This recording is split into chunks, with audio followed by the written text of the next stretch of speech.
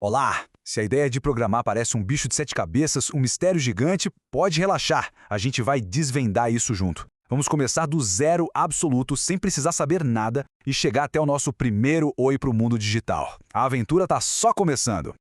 Para começar, vamos pensar de um jeito bem simples. Imagina que todo computador, todo celular, é tipo uma caixa de brinquedos mágica, sabe? Cheia de um potencial incrível. Ela pode fazer coisas fantásticas. Mas tem um detalhe. Ela não faz nada sozinha. Fica ali só esperando por instruções. E aí vem a pergunta de R$ 1.000.000, né? Como é que a gente dá as instruções certas para essa caixa? É exatamente aqui que a programação entra.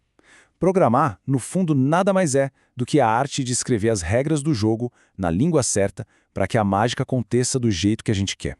Ok, então essas instruções são escritas em linguagens especiais. E para a gente entender as linguagens de hoje, a gente precisa voltar um pouquinho no tempo e conhecer o ancestral de muitas delas.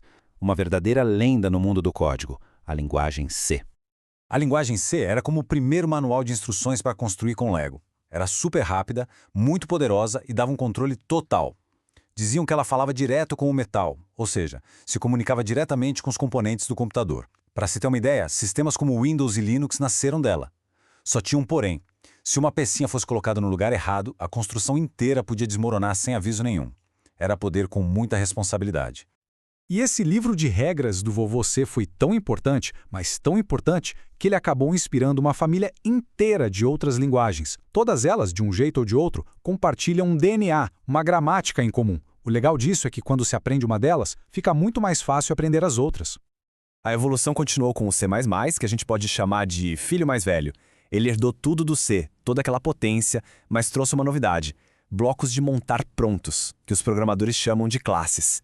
Então, em vez de juntar só pecinhas pequenas, agora dava para usar uma parede inteira ou uma janela pronta. É por isso que ele virou a base de games gigantescos, tipos que usam a Unreal Engine, e de aplicativos super complexos.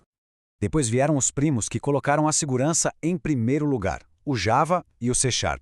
Eles são como construir aquele mesmo castelo de Lego, só que dentro de um parquinho seguro. Tem sempre um fiscal ali de olho, sabe? No caso do Java é a tal da JVM e no do C# é o .NET. A missão deles é garantir que nenhuma peça errada derrube a construção toda. Essa segurança é o que faz deles a escolha para aplicativos de banco, sistemas de grandes empresas e quase todos os apps de Android que existem. E aí, finalmente, chegaram os primos mais novos, que vieram para simplificar a conversa. O JavaScript é o responsável por dar vida e movimento a praticamente todos os sites que a gente usa hoje em dia. Já o Python ficou super famoso por ser fácil de ler, a sintaxe dele é quase como uma frase em inglês. Ele é usado em tudo, desde o Instagram até em análise de dados na NASA. Os dois aprenderam a gramática da família C, mas deixaram tudo bem mais acessível. Bom, a gente já falou da família, das regras, mas agora chegou a hora da prática. Vamos escrever nosso primeiro feitiço, a tradição que dá as boas-vindas para todo mundo que entra no mundo da programação, o famoso Oi Mundo. E aqui está ele! Olhando assim à primeira vista, parece até um código secreto, né? Mas pode acreditar, cada pedacinho aí tem um propósito bem claro. Esse é um programa completo em C e a gente vai decifrar agora, juntos, o que ele faz. Vamos quebrar isso em partes. A primeira linha, #include, basicamente importa uma caixa de ferramentas que tem o que a gente precisa para imprimir um texto. A função main é o ponto de partida oficial, é onde a mágica começa. O comando printf é a ordem específica. Ei, computador, mostre essa mensagem na tela. E por fim, o ponto e vírgula é como um ponto final, encerrando a ordem, e o retorno 0 é o sinal de missão cumprida, tudo correu bem. Certo, já temos as instruções, mas onde é que a gente escreve isso para que o computador consiga entender? Chegou a hora de conhecer as ferramentas de quem programa. Existem basicamente duas formas de fazer isso. A primeira é a manual, usando um editor de texto para escrever, um compilador para traduzir o código para a língua da máquina e um terminal para executar. A outra é o jeito tudo em um, usando o que chamam de IDE. Pensa numa super oficina que já vem com todas essas ferramentas juntas. Geralmente, tem até um botãozinho de play que faz tudo isso acontecer com um clique. Quer começar agora mesmo? O jeito mais rápido de todos é usar um compilador online. Não precisa instalar nada, é só abrir o site e sair programando. Agora, se a ideia é ter tudo na sua própria máquina, a combinação mais popular hoje em dia é o editor Visual Studio Code junto com o compilador GCC. O Oi Mundo é só o primeiro passo. A partir daqui, a conversa com o computador fica muito mais interessante e poderosa. Dá uma olhada no que vem pela frente nessa jornada.